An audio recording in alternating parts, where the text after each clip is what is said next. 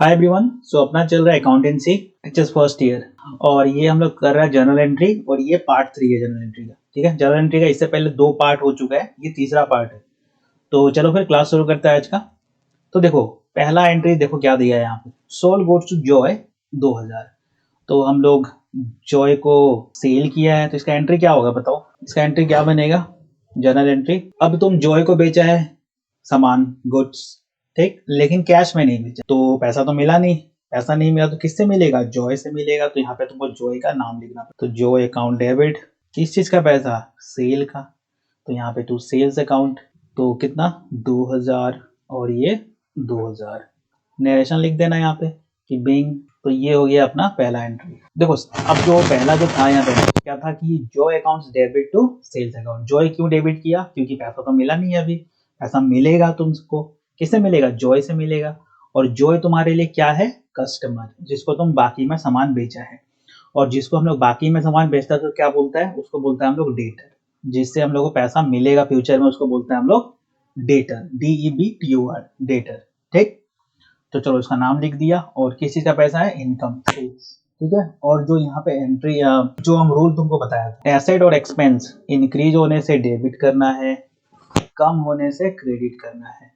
Liability income capital increase होने से credit करना है, कम होने से डेबिट करना है। ठीक है, तो इस रूल को भी याद रखना। चलो अब नेक्स्ट देखो क्या बोलता है। नेक्स्ट बोलता है जॉय रिटर्न गुड्स। तो जिसको हम लोग सामान बेचा था जॉय को, वो गुड्स रिटर्न करके चला गया। तो ये क्या रिटर्न हो गया? ये हो गया तुम्हारा सेल्स रिटर्न, क्योंकि सामान तुम बेचा था वो तुम्हारे पास वापस आ गया। तो इसको क्या बोलते हैं हम लोग? Sales return. ठीक है, तो सेल्स देखो इनकम होता है सेल्स। ठीक, इससे पहले वाला एंट्री देखो, सेल्स तो इनकम होता है, इनकम को क्रेडिट करता है हम लोग। लेकिन यहाँ पे जो सेल्स है ना वो कम हो गया, जो बेचा था तुम वो तुम्हारे पास वापस आ गया। तो अगर सेल्स क्रेडिट हुआ है तो सेल्स रिटर्न जो अगर तुम्हारे पास में हो गया तो उसको तुम करेगा डेबिट। और तुमको कौन वापस कर दिया है? जॉय, तो उसको तुम कम कर दो। अब तुमको जॉय से पैसा नहीं मिलेगा। ठीक है, तो ये हो गया खत्म। Goods return. जैसे एक बात समझ जाओ कि देखो अगर 100 प्लस है, ठीक है, अगर इसको जीरो करना है, खत्म करना है, तो -100 करेगा तो ये जीरो हो जाएगा ना। वैसे ही अगर डेबिट अगर मान लो हम 2000 किया है और हम क्रेडिट कर देता है 2000, तो ये होता है जीरो, खत्म। तो जिसको तुम सामान बेचा था उससे तुम पैसा पा रहा था, डेबिट मतलब 2000 तुम पा रहा था। अब इसको तुम क्रेडिट कर दिया जॉय को, तो अब तुम इससे कोई पैसा नहीं पा रहा है, ये खत्म हो गया। और जो सेल का जो इनकम यहाँ पे तुम क्रेडिट में दिखाया था वो तुम्हारा रिटर्न हो गया, तो ये भी खत्म हो गया। ठीक है, तो बस इतना याद रखना बात कि अगर सेल्स क्रेडिट होता है तो सेल्स रिटर्न डेबिट होता है। ठीक, इस बात को याद रखना हमेशा। चलो आगे बढ़ता है। आगे देखो क्या लिखा है यहाँ पे, परचेज गुड्स फ्रॉम सुनील 5000। तो गुड्स हम लोग परचेज किया है किससे? सुनील से, 5000 का। तो क्या लिखेगा तुम? क्योंकि तुम परचेज किया है क्या? गुड्स, तो परचेज लिखना पड़ेगा यहाँ पे। गुड्स जब भी खरीदता है तो परचेज लिखना होता है। और किससे खरीदा है? सुनील से, तो तुम यहाँ पे लिखेगा सुनील अकाउंट। ठीक है, इसका नरेशन लिख देना तुम, बिंग गुड्स परचेज। ठीक है, नेक्स्ट आ जाओ। नेक्स्ट देखो क्या लिखा हुआ है, गुड्स रिटर्न टू सुनील। अब हम लोग जो सामान खरीदा था ना, जो परचेज किया था ना, वो हम लोग वापस कर दिया, रिटर्न कर दिया। किसको रिटर्न कर दिया? सुनील को रिटर्न कर दिया। पहले हम लोग को सुनील को पैसा देना था क्योंकि हम लोग इसे बाकी में खरीद के लेके आया था 5000 का। लेकिन अब जो सामान हम लोग खरीदा है उसको हम रिटर्न कर दिया, वापस कर दिया। तो इसका एंट्री क्या बनेगा? इसका एंट्री बनेगा, एक बात याद रखना, परचेज अगर डेबिट है तो परचेज रिटर्न क्रेडिट होगा। ठीक है, ये जो सुनील है इससे तुम 5000 रुपया तुमको देना था, अब तुम इसको नहीं दे रहे हो। तो अगर डेबिट हुआ है सुनील तो अब तुम, सॉरी क्रेडिट हुआ है सुनील, तो क्रेडिट कर डेबिट कर दो, तो सुनील खत्म हो जाएगा। Sunil account debit to purchase return account. ठीक, 5000 यहाँ पे लिख दो ऐसे, being goods return to Sunil. यहाँ पे नरेशन लिख देना, being goods return to Sunil, being goods return to Sunil. ठीक, आगे बात समझ में यहाँ तक? तो ये इंपॉर्टेंट है, ये सेल्स रिटर्न एक होता है अलग है, और ये परचेज रिटर्न जो है ये अलग है। ठीक, इस बात को याद रखना। सेल्स रिटर्न कब होता है? जब हमारा कस्टमर हमको वापस चला रिटर्न करके चला जाए, तो उसको हम लोग सेल्स रिटर्न बोलते हैं। और अगर हम लोग जो परचेज किया है वो हम लोग वापस कर दे अपना होलसेलर को, तो उसको हम लोग परचेज रिटर्न बोलते हैं। तो ये दोनों अलग अलग चीज है। अभी नेक्स्ट देखो, paid salary to mister Anish the manager by cheque 6000। तो हम लोग सैलरी दिए, सैलरी खर्चा होता है, तो यहाँ तुम लिखेगा क्या, सैलरी का खर्चा है ये, तो सैलरी अकाउंट डेबिट, पैसा गया हाथ से, तो यहाँ पे कैश लिखेगा तुम, कितना 6000 और यहाँ पे लिख देना नरेशन बीइंग सैलरी पेड। आ गया बात समझ में, बीइंग सैलरी पेड। तो देखो, जब भी तुम सैलरी देगा, ठीक, चाहे किसी को भी दो, कोई मैनेजर हो या किसी आदमी को भी दो, लेकिन तुमको नाम साम कुछ नहीं लिखना है। तुमको सैलरी का खर्चा है, सैलरी में लिख दिया, हाथ से पैसा गया, कैश को क्रेडिट कर दिया, हाथ में अगर पैसा आया तो कैश को डेबिट करना पड़ेगा, हाथ से गया है तो क्रेडिट करना पड़ेगा।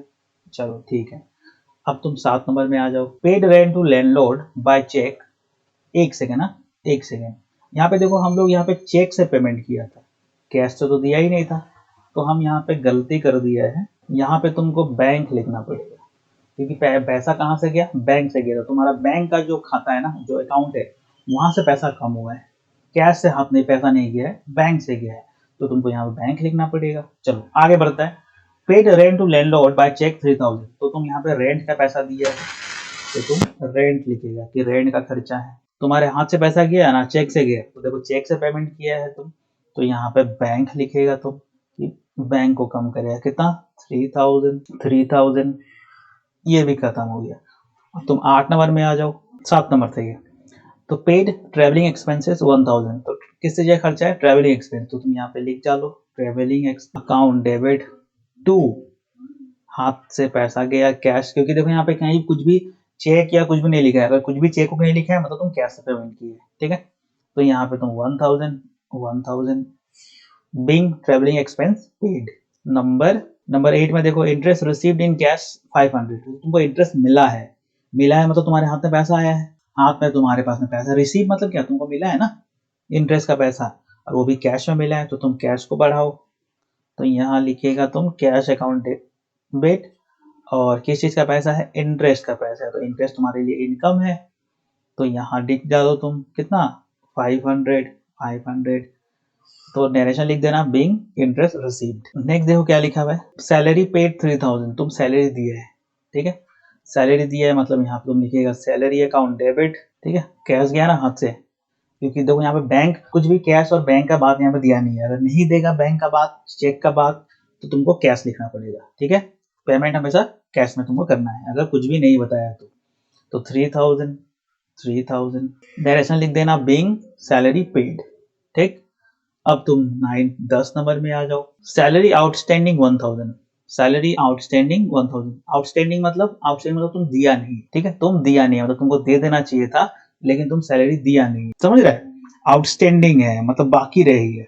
जैसे हम लोग सैलरी मान लो तुम 31 जनवरी को देता है अपना स्टाफ को सैलरी 10,000 रुपया मान के चलो, लेकिन तुम 31 तारीख को क्या हुआ, तुम सैलरी दिया नहीं, अब तुम्हारे लिए क्या रह गया, ये तुम्हारे लिए बाकी हो गया, तुम्हारे लिए क्या हो गया, बाकी रह गया, तुम्हारे लिए कर्जा हो गया तुम्हारे ऊपर में, तो इसको बोलते हैं हम लोग आउटस्टैंडिंग। तो पैसा तो गया ही नहीं हाथ से, ठीक है, खर्चा किस चीज का है, खर्चा है सैलरी का, तो तुम यहाँ पे सैलरी तो लिखेगा, सैलरी को डेबिट तो करना पड़ेगा, लेकिन क्या तुम्हारे हाथ से पैसा गया है, अभी नहीं गया है, ये आउटस्टैंडिंग है, तो तुम क्या लिखेगा यहाँ पे, सैलरी आउटस्टैंडिंग है, आउटस्टैंडिंग मतलब लाइबिलिटी, और लाइबिलिटी को हमेशा क्रेडिट करा जाता है, तो यहाँ पे 1000 नरेशन लिख देना बिंग सैलरी आउटस्टैंडिंग। उसके बाद तुम देखो 11 number, paid salary in advance 1500, ठीक, सैलरी तुम क्या किया, तुम एडवांस में दे दिया, सैलरी तुम एडवांस में दे दिया, एडवांस मतलब तुम जरूरत समय से पहले दे दिया, तुमको मान लो फरवरी का सैलरी देना था 28 को, उससे पहले ही तुम दे दिया, तो तुम क्या बोलेगा इसको, तुम बोलेगा कि हम एडवांस में दिए, अभी तक टाइम पूरा ही नहीं है, उससे पहले तुम दे दिए, तो तुम इसको प्रीपेड बोल सकते हैं, कि प्रीपेड या फिर एडवांस, दोनों में से कुछ भी बोल सकते हैं, तो हम लोग प्रीपेड बोल देते हैं यहाँ पे, ठीक है, prepaid salary account debit to cash account, ठीक, कितना 1500 और 1500। देखो तुम एडवांस में सैलरी दी है, तो ये तुम्हारे लिए एसेट है, तुम्हारा एसेट बढ़ा है, क्यों एसेट है, क्योंकि तुम ये तो टाइम तो हुआ ही नहीं है पैसा सैलरी देने का, उससे पहले तुम दे दिया, तो ये तुम्हारे लिए क्या होगा, एसेट होगा, फिर नंबर 12 देखो क्या लिखा है भाई, प्रीपेड सैलरी 500। तो ये सेम है, तुम एडवांस बोल लो या फिर प्रीपेड बोलो, दोनों का मतलब सेम होता है। तो तुम क्या लिखेगा यहाँ पे, prepaid salary account debit to cash, कितना 500 500। तो कहीं अगर एडवांस लिखा हो या फिर प्रीपेड लिखा हो तो कंफ्यूज नहीं होना, दोनों का मतलब सेम होता है। ठीक है, तो यहाँ पे देखो जितना भी हो सकता था सैलरी से रिलेटेड वो सारा हम लोग यहाँ पे लिख चुके हैं। तो इसको देखना एक बार, जितना भी हम लोग यहाँ पे किया है अभी, एक बार खुद से बनाओ। अगर कुछ डाउट होता है तो वापस से देखो, नहीं समझ में आया तो कमेंट करो। ठीक है, और उसके बाद देखो यहाँ पे कुछ जर्नल एंट्री है, ये तुमको खुद से बनाना है। ये तुम्हारा होमवर्क दिया हुआ गया है। ठीक है, ये तुमको खुद से बनाना है घर पे, और देखना है कि समझ में आ रहा है कि नहीं। तो इस क्लास में हम लोग इतना ही रखता है, प्रैक्टिस करो बढ़िया से, सकेगा तुम लोग, समझ रहे हैं। थोड़ा सा प्रैक्टिस करना पड़ेगा, सारा क्लियर हो जाएगा एकदम मक्खन की तरह। कोई टेंशन नहीं लेना, बात नहीं है, बिंदास रहो और बिंदास क्लासेस करो, पढ़ो और एग्जाम में अच्छा करके दिखाओ। ठीक है, टेंशन लेने का बिल्कुल भी जरूरत नहीं है, आराम से करते रहो, समझ रहे हैं। तो चलो फिर रखता है, बाय।